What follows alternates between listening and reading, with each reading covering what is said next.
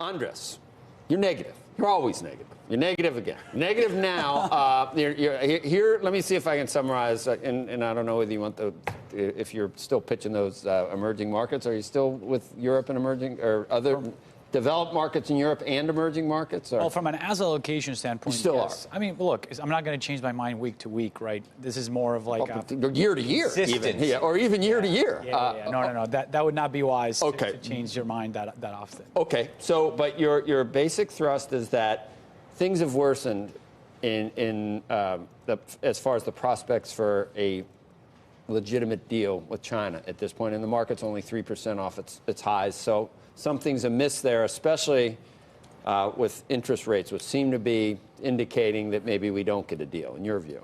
Yeah, so your comments just now are definitely more short-term focused, which is if you look at what the bond market's telling you versus the equity market's telling you, they seem to be diverging a lot. And I just believe one of them is going to be right and one of them is going to be wrong. Why would no trade deal cause bonds to rally like they are, cause interest rates to drop? Why couldn't it be inflationary expectations? And you would think no trade deal would raise inflationary expectations. Well, so if it's able if the yields are able to fall in the face of that, something really good must be happening inflation-wise.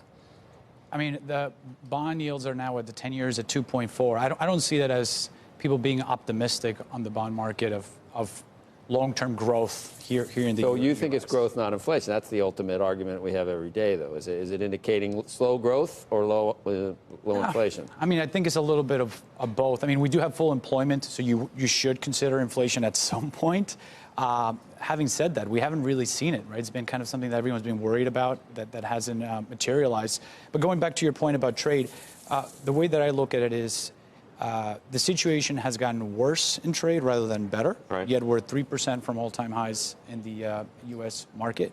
And I think people are kind of assuming that because there's a G20 meeting, that something will just magically kind of happened, and I don't think that's a given. I think there's still more uncertainty rather than less uncertainty from that perspective than we had a couple of weeks back. It seems the equity market's not seeing it that way. No, I mean, I think what the market has been trying to do is place trade in context and try and figure out exactly how decisive trade is as a swing factor for what happens in the economy and the markets. I think the last week has been, the stock market kind of finding a way to say, well, yes, these sectors are hurt and we can surf the headlines on a day-to-day basis. But overall, it was never going to be the make or break factor for the market.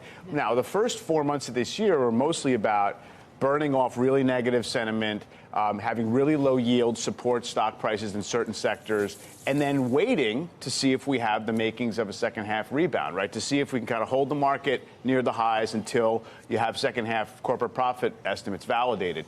We still don't really know that, but I don't see it as this outright disagreement between equities and what the bond market is saying. Yes, the bond market right now on the short end is saying we should get a rate cut, and they're pricing it in pretty aggressively, let's say 6 months out. Are they saying a rate cut, or they're just saying we're not going to see a hike anytime soon? If you do the take math, that off of the table. if you do the math, it says there's one, perhaps two cuts in the next 8 months. The problem is at this distance from that possibility, how accurate? It's not necessarily predictive. It's just saying that bond traders are kind of leaning in the direction of more likely an ease than anything else. So I agree, it could change very quickly. Look how quickly it changed, from October to December. Right. Yeah.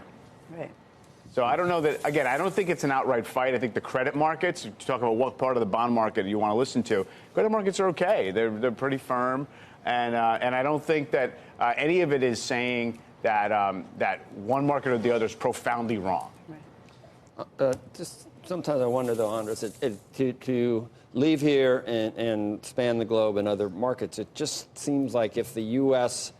isn't going to lead, that maybe even some of the other markets could be adversely affected. Maybe I should just lessen my equity exposure globally instead of just shifting to places with really that don't have the same positive economic fundamentals we have here.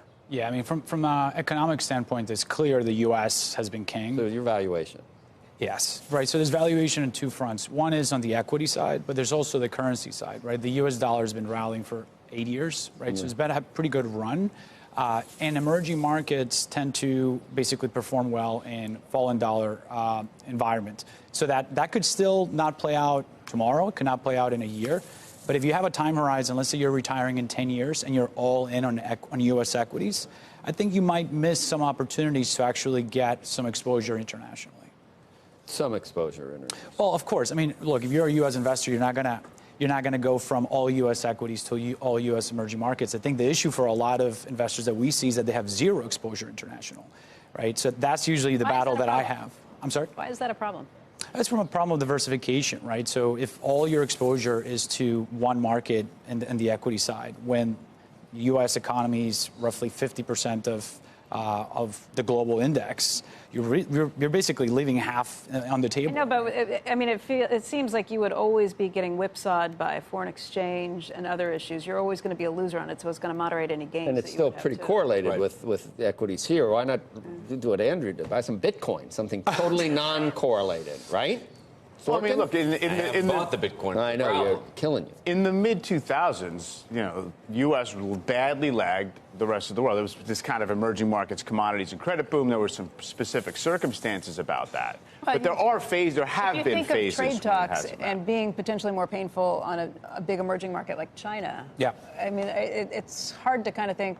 I know you want diversification, but if I'm buying the S&P 500, aren't I getting diversification that way, or being able to ride out a 1 or 2 year problem that you might have? You are. There's definitely a lot of companies that have significant exposure internationally, but also it basically comes down to the idea of, do you believe there's going to be some reversion to the mean, right? So we had an unbelievable run here in the U.S. for the last decade. Mm-hmm. At some point, do you believe that other parts of the world might outperform, right? And it becomes a game of odds, right? Like, what are the odds that the U.S. is going to outperform another 10 years significantly, or that in essence, at some point, they'll have their moment in the sun and you'll have some exposure in your portfolio there? What's interesting is Jack Bogle of Vanguard always made that point. Like, U.S. companies give you the globe. And yet, Vanguard itself pushes people to diversify globally, and they say that you should start with like the total global market. Dispute between Vanguard and Bogle for a while too. Among several things, ETFs as well. Right. But there you go.